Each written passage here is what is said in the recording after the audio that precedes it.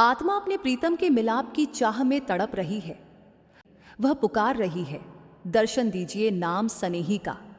अब विचार करने वाली बात यह है कि यह नाम क्या है और नाम सनेही कौन है। यह नाम कोई ऐसा शब्द नहीं है जो किताबों में लिखा जाए, जो जीभ से बोला जाए या जिसे कानों से सुना जाए। ये नाम उस परमात्मा का अपना ही सूक्ष्म और चेतन स्वरूप है। वही स्वरूप जो सर्वव्यापक है, जो हर जगह मौजूद है, जो इस सृष्टि की रचना करता है, उसका पालन करता है और अंत में उसे अपने अंदर समेट लेता है। यह नाम कोई बाहरी चीज नहीं है, यह एक जीवित धारा है, चेतन धारा है जो सचखंड से उतरती है। वही धारा आत्मा को उसके मूल स्थान तक वापस ले जाने का काम करती है। आत्मा भी उसी मालिक का अंश है, उसी का टुकड़ा है, लेकिन माया के जाल में फंसकर अपने असली स्वरूप को भूल गई है। और नाम सनेही कौन है?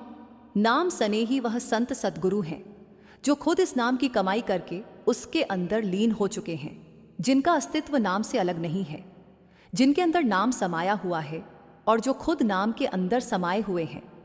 उनका और नाम का रिश्ता अलग अलग नहीं है, वह एक ही है। इसीलिए संतों ने फरमाया कि संत सनेही नाम है और नाम सनेही संत, ये अलग अलग नहीं है। परमात्मा, नाम और संत सतगुरु, यह तीनों एक ही शक्ति के अलग अलग रूप हैं। परमात्मा अदृश्य है, अगोचर है, उसे हम अपनी आंखों से नहीं देख सकते, लेकिन वही परमात्मा नाम के रूप में चेतन धारा बनकर उतरता है और संत सद्गुरु उसी नाम में लीन होकर जीवात्माओं को उस तक पहुंचाने का माध्यम बनते हैं। अब सवाल यह है कि आत्मा उस नाम से कैसे जुड़े, यह सूझ किसके द्वारा मिलती है? यह सूझ केवल संत सतगुरु ही दे सकते हैं, क्योंकि उन्होंने खुद वह रास्ता तय किया है। वे वाकिफकार हैं, उन्हें पूरी जानकारी है कि आत्मा को परमात्मा तक कैसे पहुंचाना है। इसीलिए कहा गया है कि बिना सद्गुरु के कोई नाम को नहीं पा सकता। ये उस मालिक का बनाया हुआ नियम है। अब यहाँ एक और गहरी बात आती है कि नाम के साथ लिव जोड़ने का आधार क्या है? वह आधार है प्रेम, और सद्गुरु के साथ प्रेम का आधार क्या है? वह है उनके दर्शन। हम प्रेम उसी से कर सकते हैं जिसे हमने देखा हो, जिसे हमने अनुभव किया हो। इसलिए सद्गुरु के दर्शन ही उस प्रेम का आधार बनते हैं। और जब सद्गुरु के साथ प्रेम जुड़ता है, तब वही प्रेम नाम के साथ लिव जोड़ने का माध्यम बनता है और नाम के माध्यम से आत्मा परमात्मा से जुड़ जाती है। इसलिए संत महात्मा बार बार समझाते हैं कि परमात्मा प्रेम है, प्रेम ही उसका स्वरूप है, प्रेम ही उसकी भाषा है और उसी के द्वारा उसे पाया जा सकता है। जिन्होंने प्रेम किया है वही उसे पा सके हैं। अब यह प्रेमा भक्ति क्या है? ये केवल भावना नहीं है, ये एक साधना भी है और ये एक लक्ष्य भी है। जब प्रेम भाव के साथ भक्ति की जाती है, तब हमारी सुरत, हमारा ध्यान, हमारी चेतना एक जगह टिकने लगती है। इधर उधर भटकने वाली मन की प्रवृत्ति धीरे धीरे शांत होने लगती है। जब भजन सिमरन प्रेम के साथ किया जाता है, तब वह केवल शब्दों की रट नहीं रहता, वह एक जीवित अनुभव बन जाता है। फिर उस मालिक की दया से अंतर में शब्द की धुन सुनाई देने लगती है, सुरत उस धुन के साथ जुड़ने लगती है। यह अवस्था बहुत सुखदायक होती है। इसमें ऐसा आनंद मिलता है जो इस दुनिया के किसी भी सुख से तुलना नहीं कर सकता। फिर धीरे धीरे आत्मा उस अवस्था तक पहुंचती है जहां वह अपने सद्गुरु के दिव्य स्वरूप के दर्शन करने लगती है और वहीं से असली यात्रा शुरू होती है। जब आत्मा प्रेम और भक्ति के मार्ग पर थोड़ा आगे बढ़ती है, तब उसके अंदर एक नई अवस्था जन्म लेती है। वह है बिरह की अवस्था। यह बिरह कोई साधारण दुख नहीं है, यह वह पीड़ा है जो आत्मा को उसके असली घर तक पहुंचाने का कारण बनती है। कबीर साहब ने इस अवस्था को बहुत गहराई से बयान किया है। आत्मा अपने प्रीतम से बिछुड़कर तड़प रही है और उसी तड़प में वह पुकार रही है, दर्शन दीजिए नाम सनेही का। यह पुकार केवल शब्दों की नहीं है, ये हृदय की गहराई से निकली हुई एक सच्ची अर्जुई है। जब आत्मा के अंदर यह विरह जागता है तब उसकी हालत बदल जाती है। उसे न दिन में चैन मिलता है, न रात को नींद आती है। हर समय हर पल उसका ध्यान केवल अपने प्रीतम की तरफ ही रहता है। यह वही अवस्था है जिसके बारे में संतों ने फरमाया है कि जब किसी को प्रभु की सच्ची प्यास लग जाती है तब उसे संसार की कोई भी चीज अच्छी नहीं लगती। दुनिया के लोग खाते पीते हैं, सोते हैं, अपने अपने कामों में लगे रहते हैं, लेकिन जिनके अंदर यह विरह जाग चुका है उनका जीवन ही बदल जाता है। उनके लिए खाना पीना सोना सब कुछ पीछे छूट जाता है। उनके लिए केवल एक ही चाह बचती है, प्रीतम का मिलाप। इसी अवस्था को समझाने के लिए एक उदाहरण दिया गया है। जैसे एक नशेड़ी को नशा न मिले तो वह तड़प उठता है, बेचैन हो जाता है, वैसे ही आत्मा अपने प्रीतम के बिना तड़पती है। लेकिन यहाँ एक बहुत महत्वपूर्ण बात है, यह तड़प कोई कमजोरी नहीं है, यह आत्मा की सबसे बड़ी ताकत है, क्योंकि यही तड़प उसे उस दिशा में ले जाती है जहाँ उसका असली मिलाप होना है। संतों ने इस बिरह को बहुत ऊंचा स्थान दिया है। बाबा फरीद ने फरमाया, बिरह को लोग दुख समझते हैं, लेकिन वास्तव में यह तो राजा है, यह सबसे ऊंची अवस्था है, क्योंकि यही बिरह आत्मा को प्रेम की उस अवस्था तक पहुंचाता है जहां वह अपने प्रीतम के साथ एक हो जाती है। जब यह विरह बढ़ता है तब आत्मा के अंदर अलग अलग तरह की भावनाएं उत्पन्न होती हैं। कभी वह आशा करती है, जैसे पपीहा स्वाति की बूंद का इंतजार करता है। कभी वह बेचैन हो जाती है, जैसे चातक बादल की ओर देखता है। कभी वह घबराती है, जैसे माँ अपने बच्चे के बिछुड़ने पर घबराती है। कभी वह तड़पती है, जैसे पानी से बाहर मछली तड़पती है।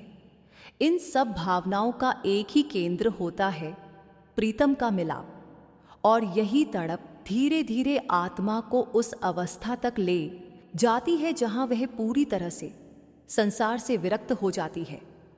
फिर एक समय ऐसा आता है जब आत्मा के अंदर केवल एक ही विचार रहता है, प्रीतम के बिना मेरा कुछ भी नहीं है। तब संतों ने फरमाया, एक क्षण के लिए भी अगर प्रीतम भूल जाए तो ऐसा लगता है जैसे कई युग बीत गए। अब यहाँ एक और गहरी बात आती है, क्या यह मिलाप बिना बिरह के संभव है? नहीं। जैसे पेड़ पर फल आने से पहले फूल आता है, वैसे ही मिलाप से पहले बिरह आता है। बिरह के बिना प्रेम अधूरा है और प्रेम के बिना मिलाप असंभव है। जब यह बिरह अपने चरम पर पहुंचता है तब आत्मा के अंदर एक अजीब सी बेचैनी पैदा होती है। न दिन को चैन मिलता है, न रात को नींद। हर समय हर पल केवल उसी का ध्यान। मीराबाई ने इसी अवस्था को बयान करते हुए कहा, वह दिन रात अपने प्रियतम का नाम जपती रहती थी, उन्हें किसी और चीज की सुध नहीं रहती थी। फिर धीरे धीरे यह विरह आत्मा को 3 अवस्थाओं में लेकर जाता है। पहली अवस्था में आत्मा के अंदर प्रीतम की याद बस जाती है। हर समय हर जगह उसे केवल वही दिखाई देता है। दूसरी अवस्था में यह याद इतनी गहरी हो जाती है कि आत्मा का ध्यान एक जगह टिकने लगता है, सुरत एकाग्र हो जाती है, और इसी एकाग्रता में कभी कभी प्रीतम का स्वरूप झलक देता है। वह झलक बहुत छोटी होती है, लेकिन उसका प्रभाव बहुत गहरा होता है। आत्मा को एक अद्भुत आनंद का अनुभव होता है, लेकिन जैसे ही वह स्वरूप गायब होता है, आत्मा की तड़प और बढ़ जाती है। यही तड़प उसे तीसरी अवस्था की ओर ले जाती है। तीसरी अवस्था में विरह अपनी पराकाष्ठा पर पहुंच जाता है। आंखों से आंसू अपने आप बहने लगते हैं।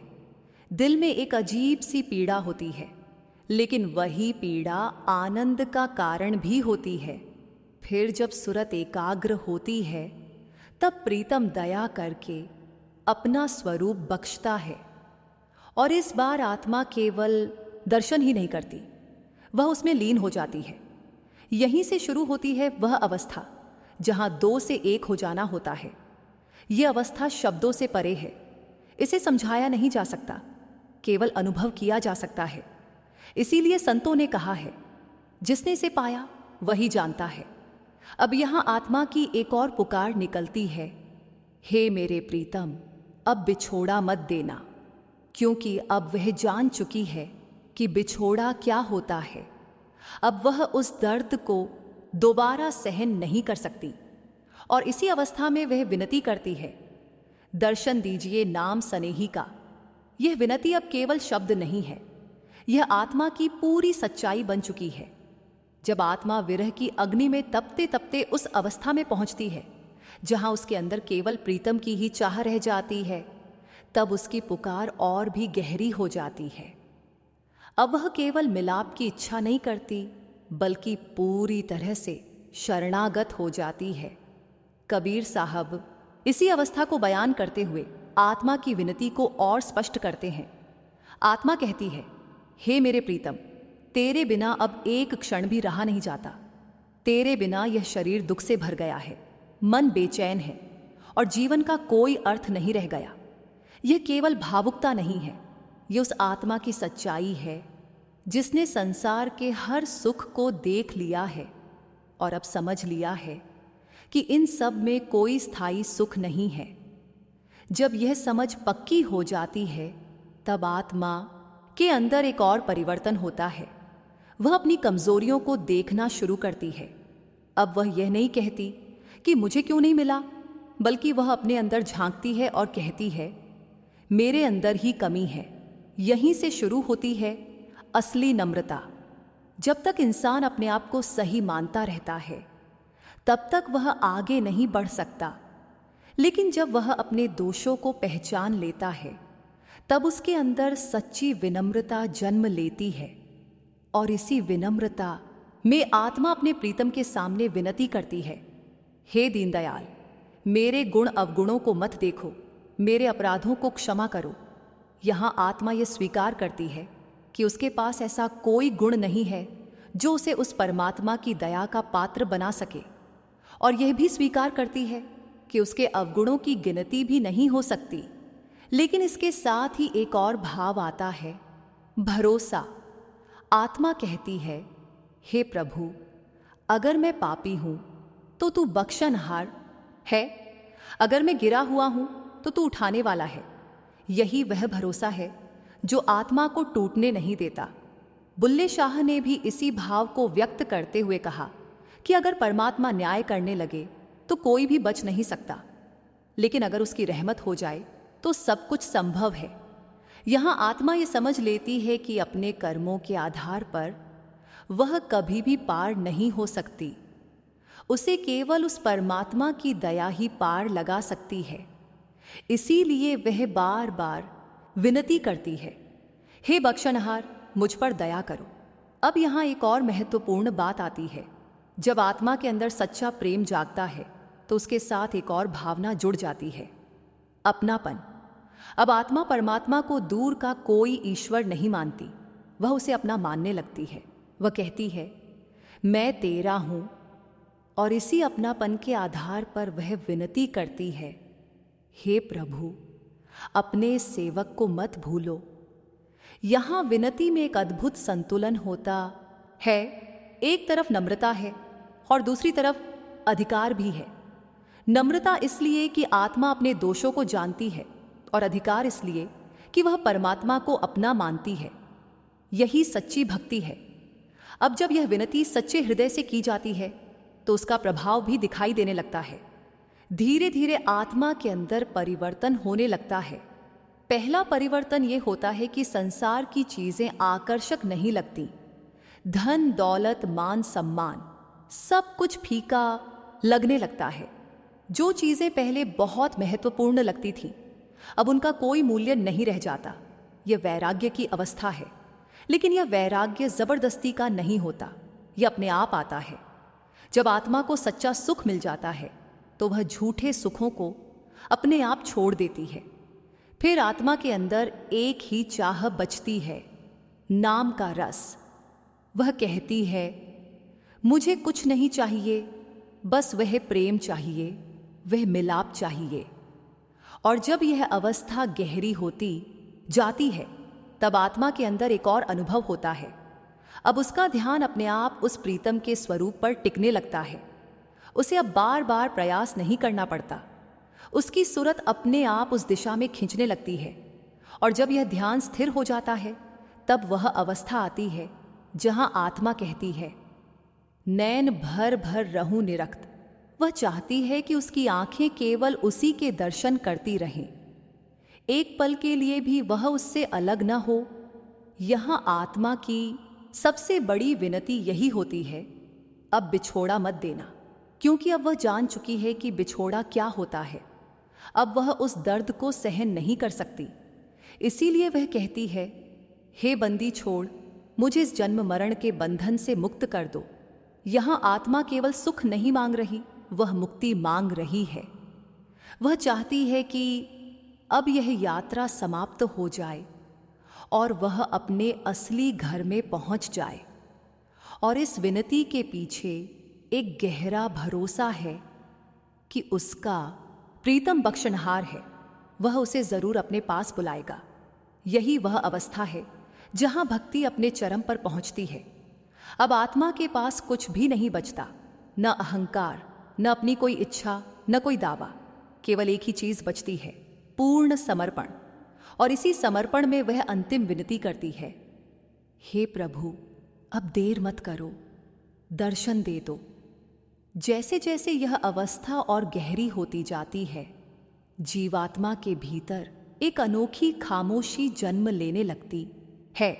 बाहर का संसार पहले जैसा ही रहता है, वही लोग, वही परिस्थितियां, वही दिन और रात का क्रम चलता रहता है, लेकिन भीतर कुछ बदल चुका होता है। अब उस जीवात्मा को संसार की हलचल उतनी प्रभावित नहीं करती, क्योंकि उसका ध्यान अब बाहर से हटकर भीतर की उस सूक्ष्म धारा में लग चुका होता है जहां उसका प्रीतम विराजमान है।